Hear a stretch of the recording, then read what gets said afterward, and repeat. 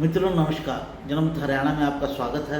मैं हूं आपका मित्र कमलकांत। साथियों, आज दिल्ली हाई कोर्ट ने एक बहुत बड़ा फैसला दिया।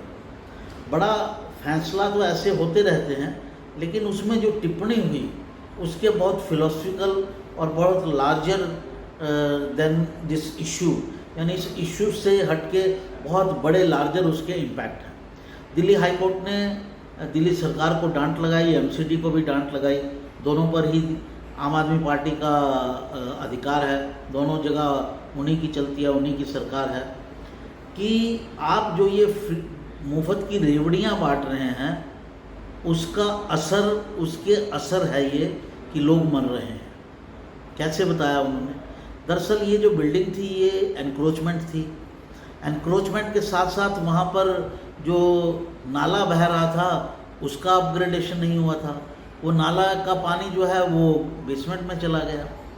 पूरी परिस्थिति को उन्होंने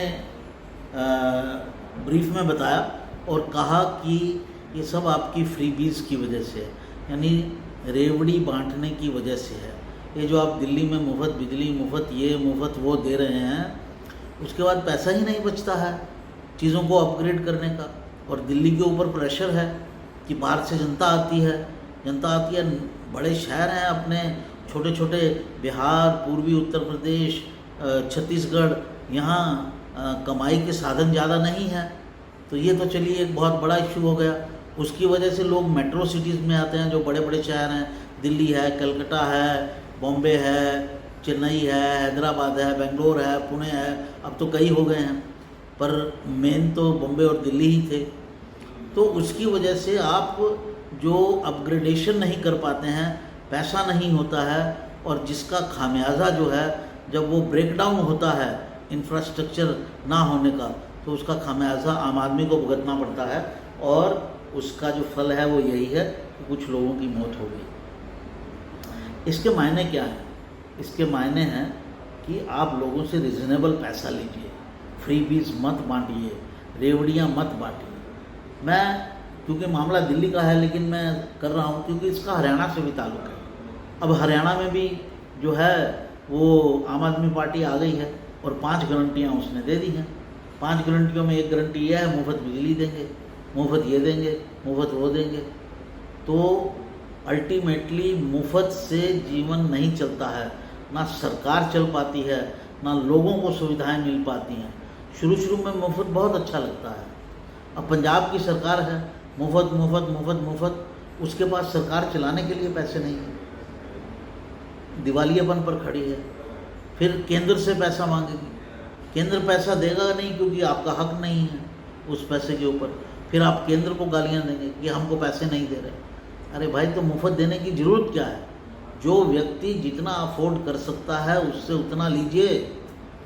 जब आपके पास अतिरिक्त धन हो, घर में हम कार कब लेते हैं, फ्रिज कब लेते हैं, घर की रिपेयरिंग कब करते हैं?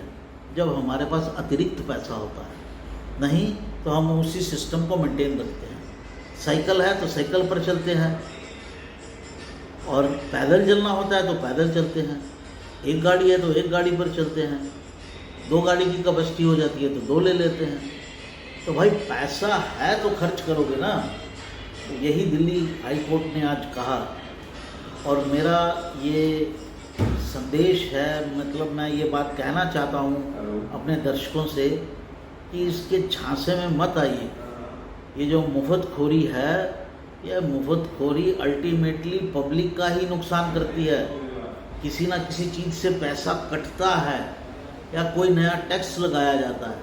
अब हिमाचल ने कह तो दिया, हिमाचल प्रदेश ने सरकार इलेक्शन के समय ये मुफ्त देंगे, वो मुफ्त देंगे, और आने के बाद जब पता चला पैसा ही नहीं है तो पेट्रोल के रेट बढ़ा दिए। 5 रुपये लीटर, 4 रुपये लीटर, जो भी बढ़ाए, पेट्रोल के रेट बढ़ा दिए, डीजल के रेट बढ़ा दिए।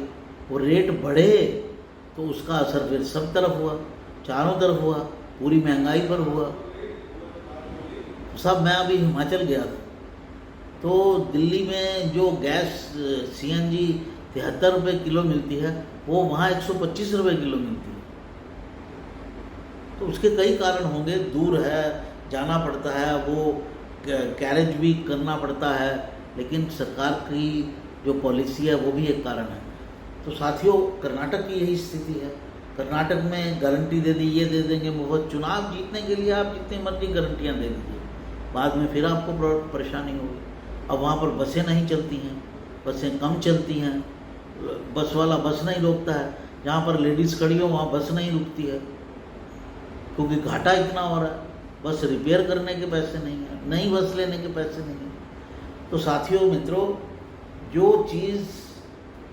जो ये पॉलिसी है फ्रीबीज की, इसके चक्कर में मत आइए। एफिशिएंट सरकार मांगिए, एफिशिएंट नेता मांगिए, नॉन करप्ट नेता मांगिए। ये मोटे मोटे मुद्दे हमारे रहने चाहिए। स्कूल अच्छा हो, स्कूल में फैसिलिटीज़ बच्चों के लिए अच्छी हों, लैब्स अच्छी हों, ये चीज़ें मांगिए, ताकि हमारे बच्चे अच्छी पढ़ाई करें और फिर आगे बढ़ें। और जब पढ़ाई ही एक ऐसा माध्यम है जिससे आप अपने जीवन का स्तर सुधार सकते हैं, आप अमीर हो सकते हैं, आप मध्यम वर्ग से अमीरी की तरफ जा सकते हैं, आप अपनी आय बढ़ा सकते हैं। आय बढ़ेगी तो अमीर होंगे, आय बढ़ेगी तो फ्रिज लेंगे, आय बढ़ेगी तो कार लेंगे, आय बढ़ेगी तो बड़ी कार लेंगे, आय बढ़ेगी तो बड़ा घर लेंगे। आय कहाँ से आएगी? अच्छी पढ़ाई से।